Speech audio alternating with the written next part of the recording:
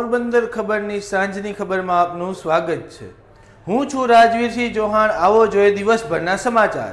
પોરબંદરના બાલવીનગર વિસ્તારમાં રહેતા અને રેસ્ટોરન્ટમાં કામ કરતા ગીતાબેન સલેટ નામના મહિલાને ગત તારીખ 13 નવેમ્બરના રોજ તેમના જ ઘર નજીક એક આખલાએ રાત્રિના સમયે ઢીક ચડાવતા ગીતાબેનના ગંભીર ઇજાઓ પહોંચી હતી। ગીતાબેનને સારવાર અર્થે હોસ્પિટલ ખસેડવામાં આવ્યા હતા, જ્યાં પ્રાથમિક સારવાર આપી વધુ સારવાર માટે અમદાવાદ ખસેડવામાં આવ્યા હતા, જ્યાં તેમનું સારવાર દરમિયાન મોત નીપજ્યું હતું। આ બનાવને લઈ મૃતકના પરિવારમાં શોકનું મોજું ફરી વળ્યું હતું।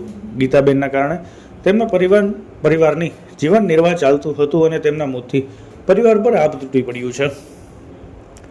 પોરબંદરના કુંભારવાડા વિસ્તારમાં આવેલા વોર્ડ નંબર 5 અને 6ના તમામ લોકોને મતદાર યાદી સુધારણાની પ્રક્રિયા સરળ બને તે હેતુથી BLO તથા 10થી વધુ સેવાભાવી યુવાનો દ્વારા એક સાથે ફોર્મ ભરવાની વ્યવસ્થા ઊભી કરવામાં આવી। સ્થળ પર જ ફોર્મની સંપૂર્ણ ચકાસણી, જરૂરી દસ્તાવેજોનું વેરિફિકેશન તથા ઓનલાઈન સબમિશન જેવી તમામ પ્રક્રિયા એક જ સ્થળે પૂર્ણ કરવામાં આવી હતી।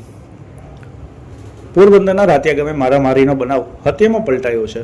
ફરિયાદમાં જણાવ્યા મુજબ રાતિયા ગામે આવેલી સામૂહિક સહકારી મંડળીના પરબત નાથાભાઈ ઓડેદરા તથા કારા પરબત મોરી સભ્ય ન હોવા છતાં મંડળીની જમીનમાં વાવેતર કરવા પહોંચ્યા હતા, જે બાદ મંડળીના પ્રમુખ મિયાજરભાઈ કેશવાલાના ભાઈ દેવસિંહ કેશવાલાએ બંને આરોપીઓને ખેતરમાં વાવેતર કરવાની ના પાડી હતા, છતાં આ બંને આરોપીઓએ ખાર રાખી ભૂંડી ગાળો આપી લોખંડના પાઇપ વડે દેવસિંહભાઈ પર જીવલેણ હુમલો કર્યો હતો, જેમાં દેવસિંહભાઈનું સારવાર દરમિયાન મોત થતાં આ બનાવ હત્યામાં પલટાયો હતો।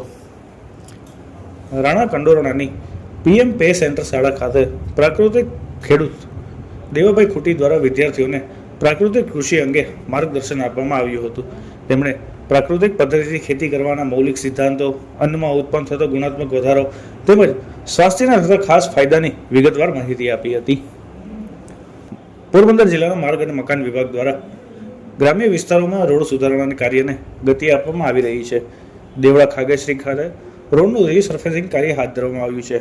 માર્ગ સુધારણા થવાની સાથે સ્થાનિક નાગરિકો, ખેડૂતો, વિદ્યાર્થીઓ તેમજ રોજિંદા અવર જવર કરતા વાહન ચાલકોને વિશેષ રાહત મળશે, મુસાફરી વધુ આરામદાયક બનશે તેમજ માલસામાન અને કૃષિ ઉત્પાદનના પરિવહનમાં પણ સરળતા વધશે।